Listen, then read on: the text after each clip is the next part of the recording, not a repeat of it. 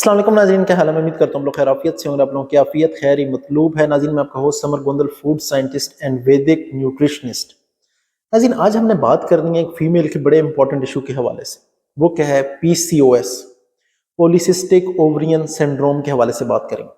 आपको कुछ आसान सी टिप्स बताऊंगा जिससे हम इस प्रॉब्लम को 70 to 80% तक क्योर कर सकते हैं, ठीक कर सकते हैं, और कोई भी ऐसी चीज़ नहीं बताऊंगा जो इम्पॉसिबल।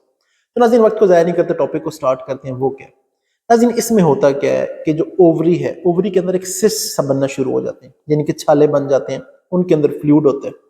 तो उससे क्या होता है कि प्रेग्नेंट होने के लिए तो बहुत ज़्यादा प्रॉब्लमेटिक है, यानी कि प्रेगनेंसी के चांस बहुत कम होना शुरू हो जाते हैं। और इसके साथ साथ क्या होता है कि टेस्टोस्टेरोन लेवल, जो एक हार्मोन है, वो हाई होना शुरू हो जाता है। अब आप सोच रहे होंगे, यार टेस्टोस्टेरोन तो शायद मर्दों में होता है। नहीं जी, ये फीमेल्स के भी अंदर मौजूद होता है। अच्छा, फिर इसके आफ्टर रिजल्ट्स क्या आते हैं, इसके आफ्टर शॉक्स क्या क्या होते हैं, मैं आपको बताता हूँ कि कुछ जो सिम्टम जिनसे आपको पता लग रहा होगा कि आप इसकी तरफ जा रहे हैं।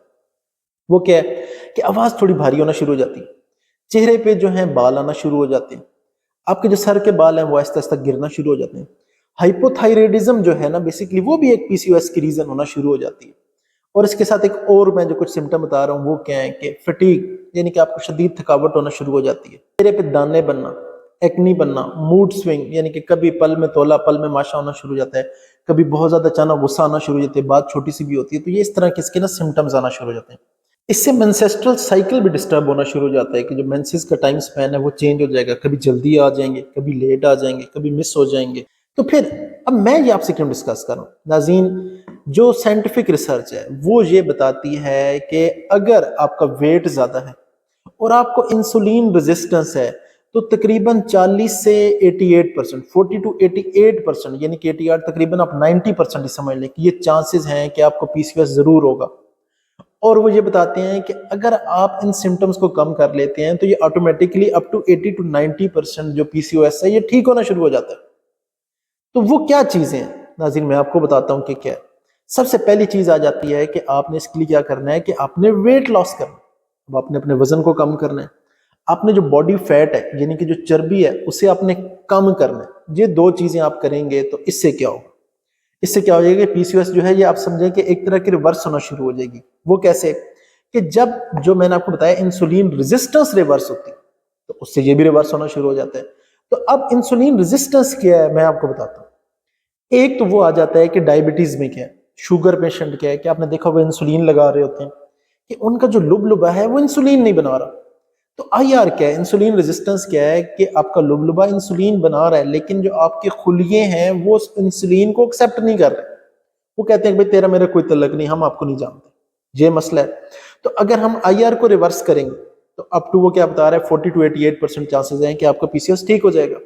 तो उसके लिए आपको क्या करना है मैं आपको बताता हूँ। उसके लिए आ जाता है इंटरमिटेंट फास्टिंग आ जाता है। तो इंटरमिटेंट फास्टिंग में आपने क्या करना है, दो तरह की होती है, आपको दोनों बताता हूँ वो क्या है। एक तो ये है कि उसमें हम क्या करते हैं कि 18:6 कर लेते हैं। उसमें क्या है कि 18 घंटे आपने दिन में भूखा रहना है। 6 घंटे का जो टाइम स्लैब है ना, इसके अंदर आप कुछ खा पी सकते हैं, जो आप खाना चाहें खा सकते हैं। उससे क्या होगा कि जिस टाइम आप 18 घंटे तक भूखे रहेंगे तो क्या होगा कि जो आपने खुराक खाई है वो भी यूटिलाइज हो जाएगी, ग्लाइकोजन भी यूटिलाइज हो जाएगा। उसके बाद क्या ऑटोमेटिकली आपकी बॉडी फैट जो है वो कम होना शुरू हो जाएगी। उससे आपकी बॉडी जो है एनर्जी की फॉर्म में कन्वर्ट करके अपने प्रोसेसेस कंटिन्यू करना शुरू हो जाएगी। तो ये कर सकते हैं। दूसरा क्या तरीका आ जाता है, उसे हम कहते हैं 5:2, यानी कि 5 दिन आप नॉर्मल खाना खाएं, लेकिन जो बाकी जो 2 दिन है उसमें अगर आप 4 रोटियां खाते थे तो आपने 1 रोटी खानी, यानी कि आपने चौथा हिस्सा खाने का खाना है, बाकी चीजें आपने नहीं खाना। लेकिन मैं जो आपको रेफर करूंगा वो आपको फर्स्ट वन करूंगा। वो क्या है कि मैं आपको बता देता हूँ कि आप इसमें क्या करें। सुबह तकरीबन ऑन एवरेज आप 9-1 बजे नाश्ता कर लें, ठीक है। और उसके बाद आपने जो शाम को अपना आखिरी खाना खाना है, ठीक है, वो कब तक खा लें, 3, साढ़े 3, 4 बजे तक आप उसे खा लें ताकि आप 17 से 18 घंटे भूखे रहें। तो उससे क्या होगा कि एक तो इससे इंसुलिन सेंसिटिविटी इंक्रीज होना शुरू हो जाती है। जब इंसुलिन सेंसिटिविटी इंक्रीज होगी तो ऑटोमेटिकली आपका PCOS का मैटर भी जो है वो सॉल्व होना शुरू हो जाएगा। तो नाज़रीन, मैं उम्मीद करता हूँ कि आज का सेशन बहुत इंपॉर्टेंट था, आपके लिए नहायत फायदेमंद रहा होगा। जो भी फीमेल्स हैं जो ये इशू फेस कर रही हैं, ये उनसे लाजमी शेयर करें ताकि आपका भी और आपके घर वालों को और दोस्त अहबाब का फायदा हो सके। जज़ाकल्लाह।